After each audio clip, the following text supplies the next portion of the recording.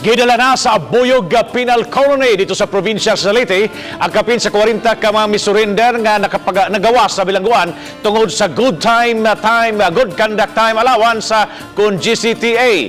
Usa kanila ang babaeng konbiktado sa human trafficking. Ano ang report?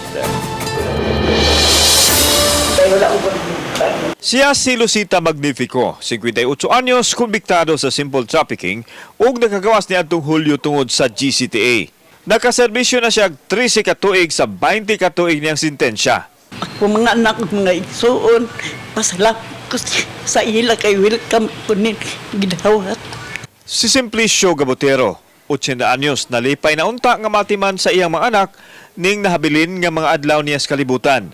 Na siya'y balatian, niya kinahanglan untang matiman apan tungod sa mando sa presidente, mitahan siya. Sayangan ba ka nga murag nga wala man imong kagawasan, sayang ba? Punta siya. Galing kay. Ilabang. Palaw. Wala ta.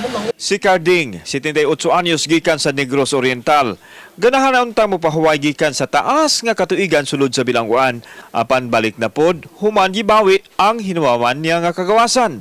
Kapitan siya sa una nga nakonbikto sa murder. Ang iyo ko siya tani nga papawayo niya lang ko, papulion na lang ko. Kaya maka-introduce pa ko sa mga katawan niya, hindi ka musina. Kaya mapait ang bilangguan. Si Manuel Amaya, bag-o lang nakagawa sa ospital. Human na po sila ni adtong miaging simana. Riding in tandem kuno ang mibira kaniya. Maay na lang kay nabuhi pa siya. Busa ang iyang pagsulod ug balik sa prisuhan magbutang sa iyang kaugalingon sa kasiguruhan. Una na kong ihangyo, una na kong ipanawagan, unang-una sa akong mga complainant ngadto nga nakasala ako kanila.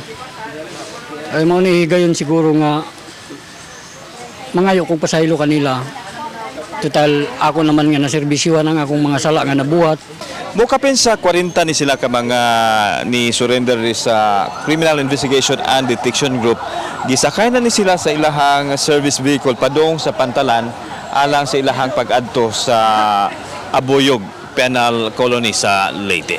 Sakay sa police vehicle, padung sa Pantalan, padung sa prisuhan, baon ang pangindahay nga maangkon ug balik ang kagawasan. Kauban si Godfrey Relian, ako si Alan Domingo. Balitang Bisdak.